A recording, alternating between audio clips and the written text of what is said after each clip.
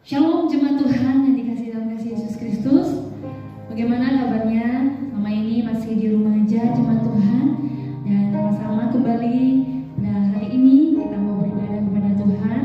Walaupun beribadahnya di rumah aja, tapi itu tidak mengurangi semangat kita untuk datang memuji dan memuliakan nama Tuhan.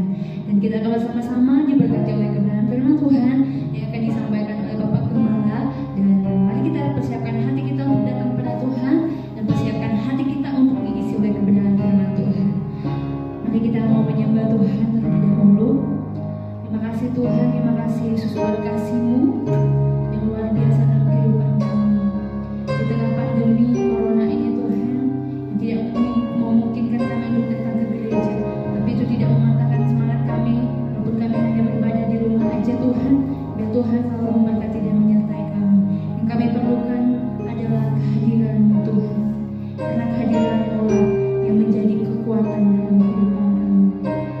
Yang kami perlukan, kami mengenal Engkau lebih lagi dalam kehidupan kami Bapa. Terima kasih Yesus. Sama-sama kita naikkan pujian kekuatan di jiwaku. Terima kasih Tuhan. Kekuatan di jiwaku, ketenangan batinku.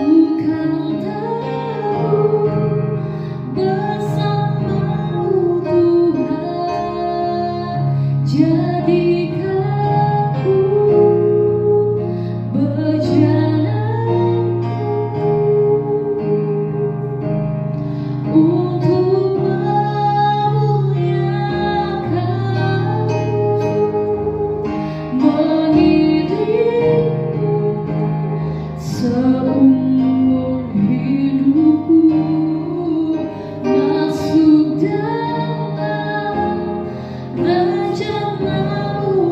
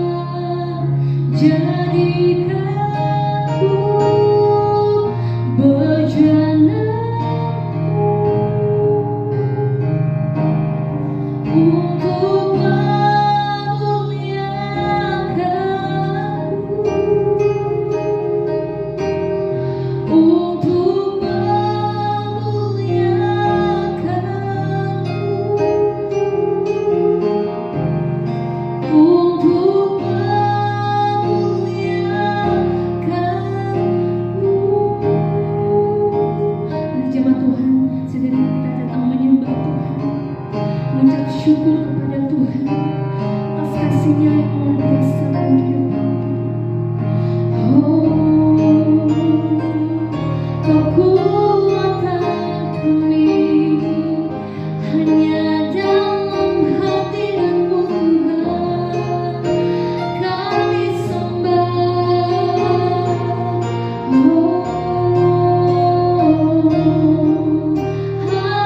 Haleluya. Terima kasih Tuhan, terima kasih.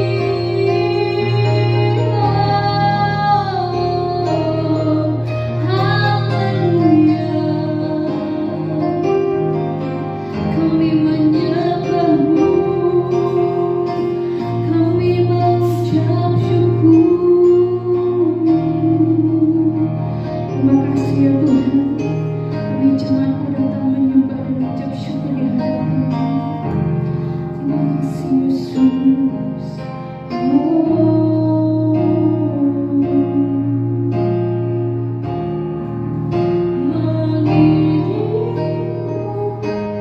Semua hidupku masuk dalam ajaran-Mu Bapa. Pikiranku, kehendakku, ku serahkan padamu. Harapanku hanya di dalam-Mu, bukan tahu bersama-Mu Tuhan. Jadikan ku untuk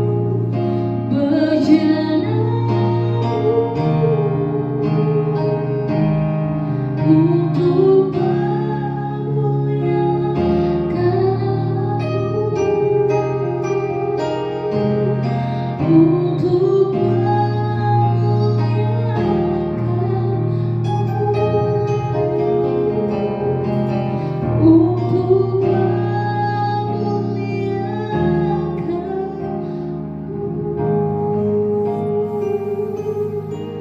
Kepada Bapak Gembala saya persilakan.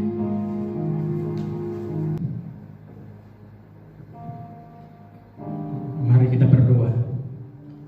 Bapa, di dalam nama Tuhan Yesus, terima kasih buat pagi hari yang indah ini. Kalau Tuhan masih mengizinkan kami untuk beribadah jarak jauh ya Tuhan. Kiranya Tuhan siapkan hati kami semua, termasuk kami ada di sini dan semua jemaat yang berada di rumah, sehingga kami boleh duduk diam di bawah kaki Tuhan untuk mendengar kebenaran firman Tuhan. Urapi mulut bibir hamba ya Tuhan. Biarlah setiap kata dan kalimat sungguh datang daripada hikmat Tuhan, sehingga kami yang semua dan jemaat di rumah yang mendengarnya sungguh diberkati oleh Tuhan. Haleluya. Yang percaya sama-sama kita katakan amin. Shalom kepada jemaat di rumah. Apa kabar? Pasti luar biasa, karena pimpinan dan pemeliharaan Tuhan yang begitu sempurna atas kita semua. Kita pasti dijaga, diberikan kekuatan oleh Tuhan untuk berjuang melawan virus corona, kita dan keluarga kita, sehingga kita selalu aman dalam perlindungan Tuhan dan jauh dari virus corona. Baiklah, hari ini kita tetap beribadah jarak jauh atau ibadah online yang kita kerjakan atau kita lakukan sudah berjalan sepanjang 3 minggu karena PSBB yang dilakukan oleh Pemprov DKI yang hingga membuat kita tidak bisa berkumpul di gereja, tidak bisa melakukan kegiatan sosial apapun yang mengumpul orang banyak. Tetapi ibadah pagi hari ini saya rasa pasti akan memberkati kita semua, memberkati jemaat khusus yang berada di rumah. Baiklah, ibadah kita pagi hari ini kita ambil dalam Roma pasal 12 ayat yang kedua. Demikian firman Tuhan. Janganlah kamu menjadi serupa dengan dunia ini. Berubahlah oleh pembaharuan budimu, sehingga kamu dapat membedakan manakah kehendak Allah, apa yang baik, yang berkenan kepada Allah yang sempurna. Di dalam terjemahan NIV atau New International Version, menurut saya bagus sekali. Demikian terjemahannya. Do not conform to the pattern of this world, but be transformed by the renewing of your mind. Then you will be able to test and approve what God's will is. His good, pleasing, and perfect will. Yang dikatakan firman Tuhan untuk tidak menjadi serupa dengan dunia ini, hendaklah saudara berubah melalui pembaharuan budi. Yang kita kenal istilahnya adalah transformasi pikiran.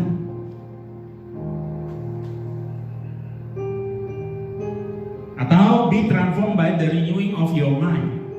Nah, kata transform di sini dalam bahasa Gerikahnya atau bahasa Yunaninya adalah metamorpho.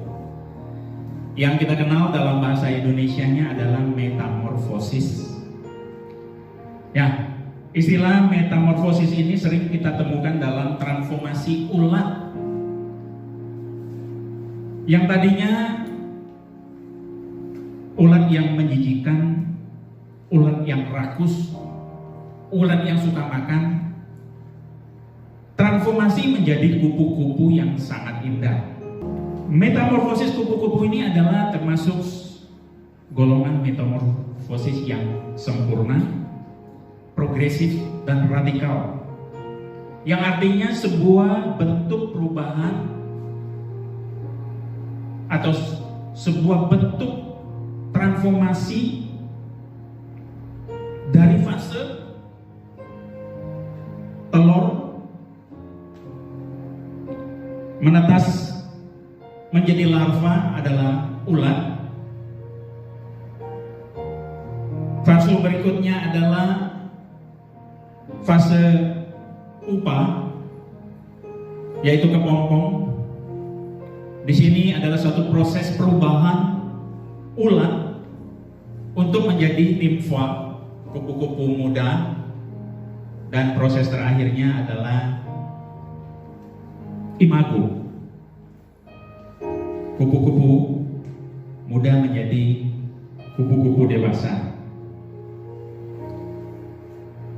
Saudara yang saya cintai di rumah, Anda harus tahu bahwa seekor ulat untuk berubah menjadi kupu-kupu adalah suatu proses cukup panjang, menyakitkan, dan melelahkan. Dan proses ini perlu perjuangan dan tekad yang kuat. Tanpa itu, ulat tetaplah ulat selamanya.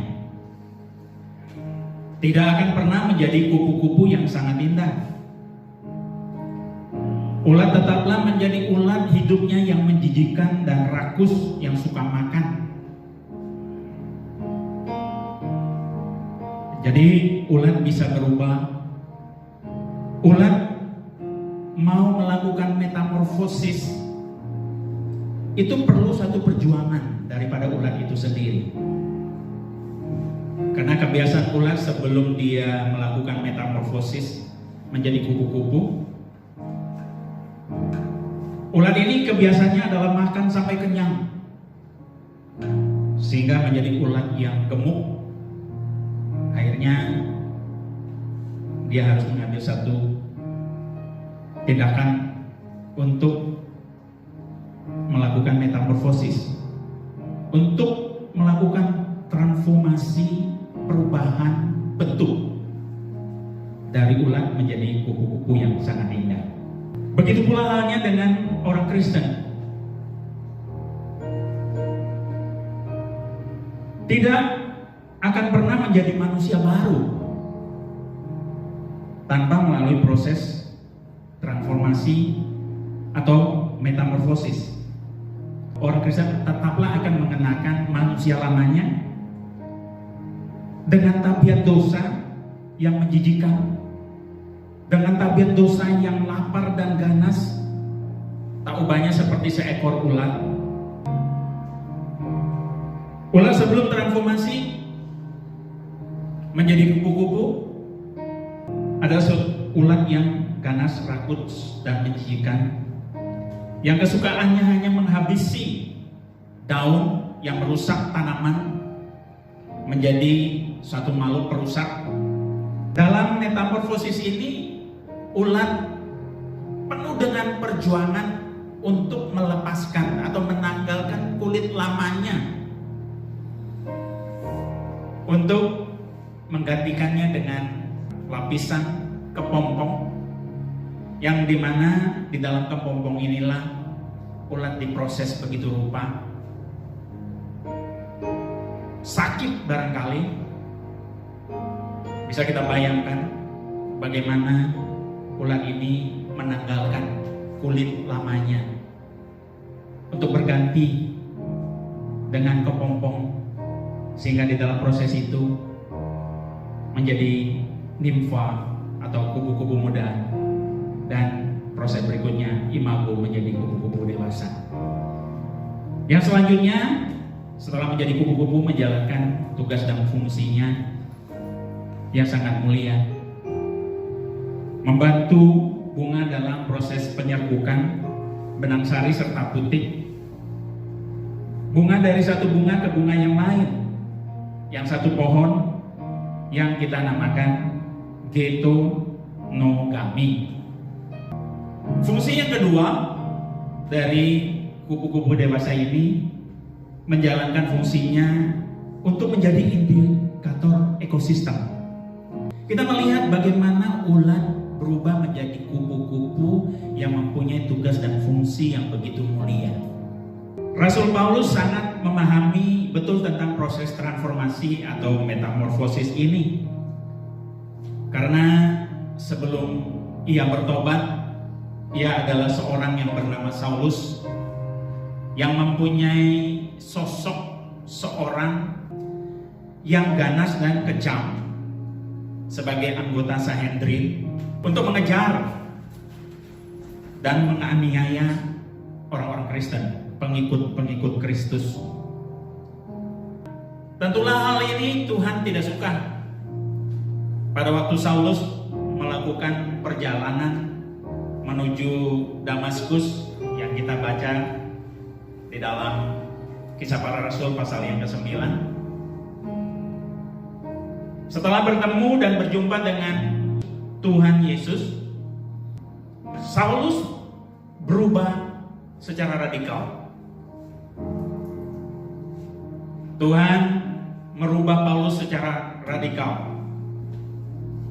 Terjadi satu transformasi yang radikal dari sosok orang yang jahat, kejam dan ganas, yang mempunyai jiwa untuk mengejar, menganiaya orang-orang Kristen, berubah menjadi seorang penginjil yang luar biasa, seorang tokoh Alkitab yang radikal dalam memberitakan Injil ke daerah-daerah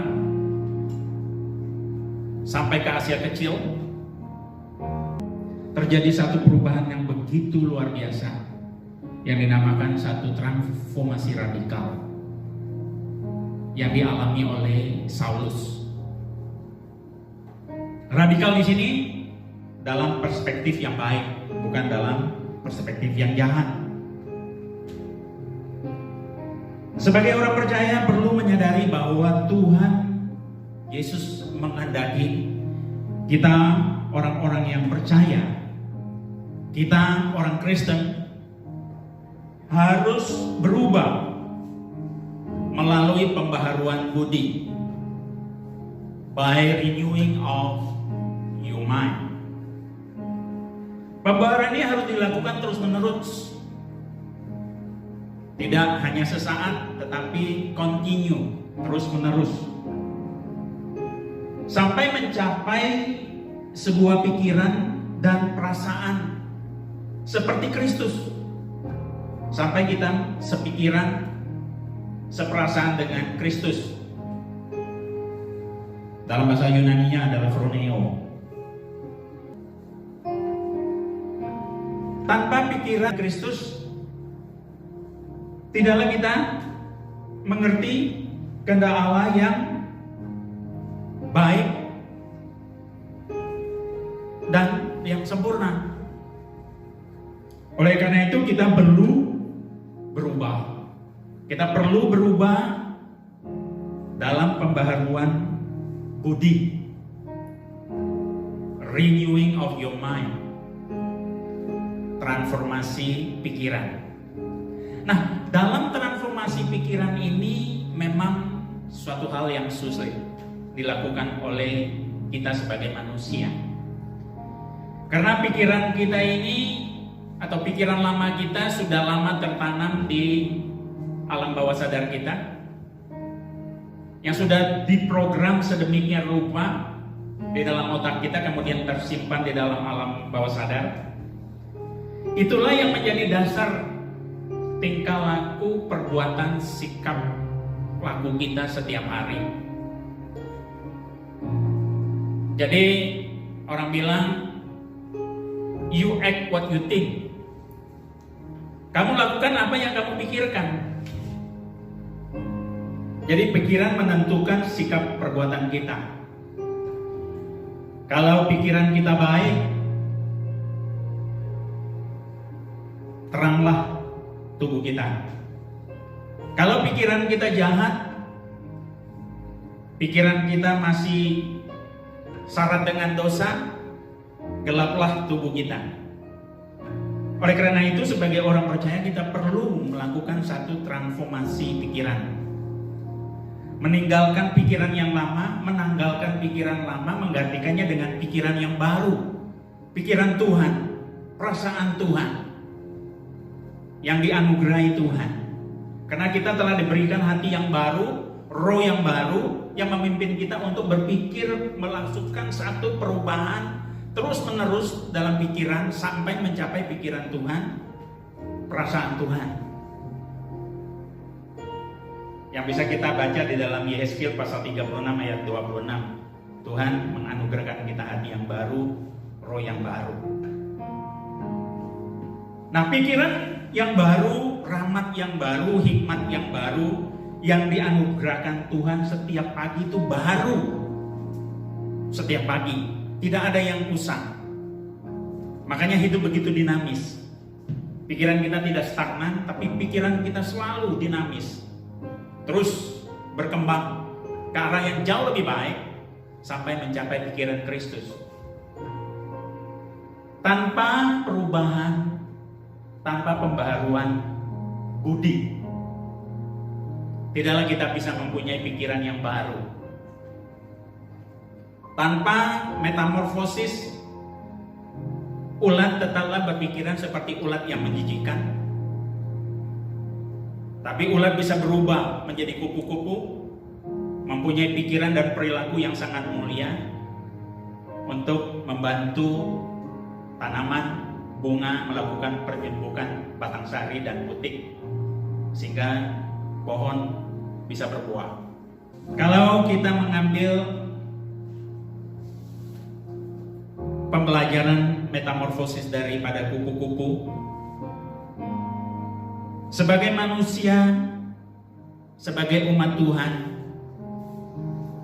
tanpa melakukan metamorfosis perilaku, karakter, tidak mungkin kita mengenakan manusia baru dalam hidup ini. Tidak mungkin kita bisa menjadi manusia baru. Manusia baru tidak dilahirkan seketika begitu aja. Manusia baru adalah satu proses perubahan dari manusia lama menjadi manusia baru. Inilah yang dikatakan transformasi, metamorfosis. Baik itu pikiran, baik itu perilaku, karakter kita yang belum baik menjadi baik, yang jahat menjadi baik. Sebagaimana yang dialami oleh Rasul Paulus.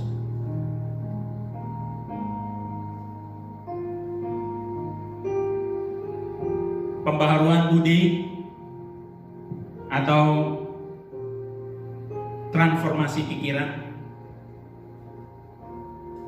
yang saya katakan memang sangat sulit. Kalau pikiran kita sudah membeku, sulit untuk berubah. Tetapi kita percaya bahwa hal yang sulit bukan berarti tidak bisa. Kalau kita minta tuntunan daripada Roh Kudus untuk membantu kita melakukan perubahan, saya yakin dan percaya perubahan itu pasti bisa terjadi. Orang yang mempunyai pikiran lama masih terjebak,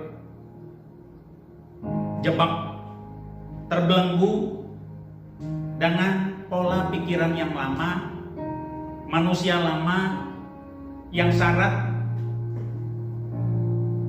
yang terikat, yang mempunyai tabiat dosa.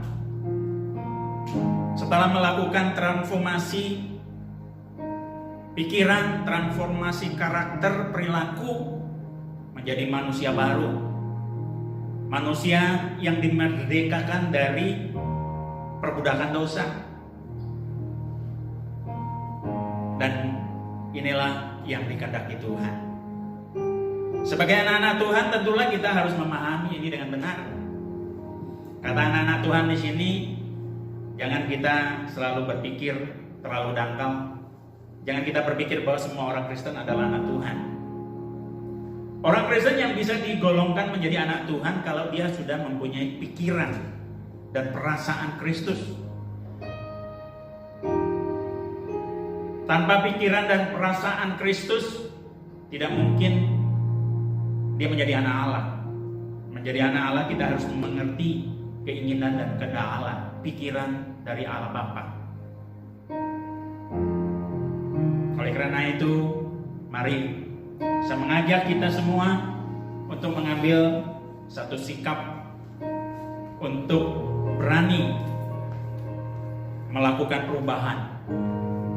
Walaupun perubahan itu tidak mudah dan perubahan itu tidak seketika, tetapi melalui proses yang cukup panjang. Perlu tekad, perjuangan, komitmen, dan saya yakin kita akan mengalami perubahan.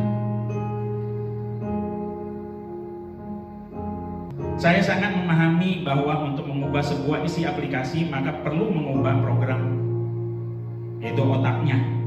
Bila saya dalam menulis program dari sebuah aplikasi, maka harus dipastikan bahwa aplikasi itu bekerja dengan baik. Demikian juga untuk mengubah seorang manusia, maka perlu mengubah pikirannya. Setting ulang program yang ada di dalam otak. Pikiran-pikiran yang baik, pikiran-pikiran yang dikehendaki Tuhan, sehingga pikiran itu tersimpan di dalam alam bawah sadar kita, dan itulah menjadi permulaan tindakan kita, permulaan perilaku kita yang baru, karena kita sudah resetting otak kita dengan program-program pikiran yang baru yang ada di dalam alam bawah sadar. Makanya satu perubahan itu dimulai dari perubahan pikiran, karena apa yang kita lakukan adalah seturut dengan apa yang kita pikirkan. Apa yang kita pikirkan, itulah yang kita lakukan. Oleh karena itu, pikiran perlu baru. Makanya di dalam firman Tuhan tadi dalam Roma 12, jangan menjadi seperti dunia. Oleh karena itu, kita harus melakukan pembaharuan budi, transformasi pikiran. Demikianlah firman Tuhan. Biarlah kiranya firman Tuhan pagi hari ini memberkati kita semua, jemaat di rumah, sehingga firman Tuhan ini boleh merema dalam kehidupan para jemaat, sehingga kita boleh diberkati Tuhan. Mari kita berdoa. Bapa, di dalam nama Tuhan Yesus, terima kasih atas kebenaran firman yang telah disampaikan. Memang kurang sempurna, ada banyak kekurangan, tetapi hamba sungguh percaya melalui Roh Kudus melengkapi, menyempurnakannya di hati umat-Mu, sehingga kebenaran firman ini sungguh merema di dalam setiap hati jemaat untuk direnungkan siang dan malam, yang membawa perubahan di dalam kehidupan mereka. Di dalam nama Tuhan Yesus kami telah berdoa dan mengucap syukur. Haleluya. Yang percaya sama-sama kita katakan amin. Mari kita angkat satu pujian, Ku Mau Seperti-Mu.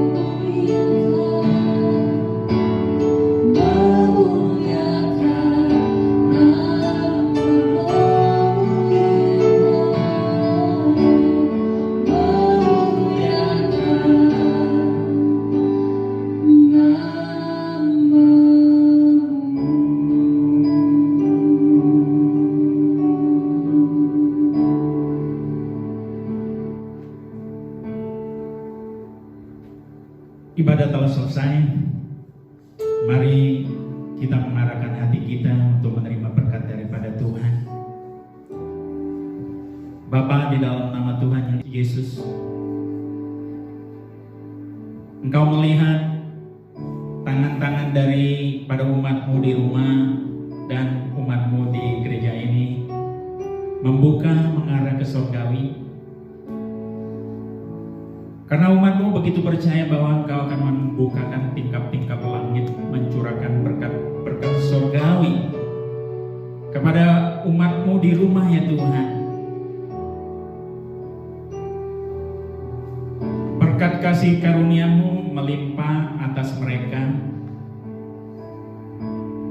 Cinta kasih yang melimpah dalam kehidupan mereka di rumah. Pemeliharaan yang sempurna datang daripada Tuhan. Tentara malaikat dikirim untuk menjaga daripada umat-Mu, untuk memprotek mereka, melindungi mereka dari si jahat, dari virus corona. Asalkan saja kami melakukan apa yang harus kami lakukan, menjaga kesehatan, pola hidup bersih, sebagaimana yang dianjurkan oleh pemerintah. Kami mengerjakan tugas kami, dan selebihnya Tuhanlah yang melakukannya. Kami tidak takut, kami tidak khawatir, kami tidak panik, karena kami tahu bahwa ternyata Tuhan begitu sempurna adanya. Tuhan begitu setia, tidak pernah meninggalkan kami umat-Nya. Kini terimalah berkat daripada Tuhan, kasih karunia yang melimpah atas kita. Biarlah pemeliharaan Tuhan selalu sempurna terjadi dalam kehidupan keluarga kita, mulai pagi hari ini sampai selama-lamanya. Amin. Shalom. Ibadah telah selesai. Saya harap Semua jemaat diberkati oleh Tuhan. Sampai bertemu kembali minggu mendatang. Haleluya. Amin. Dan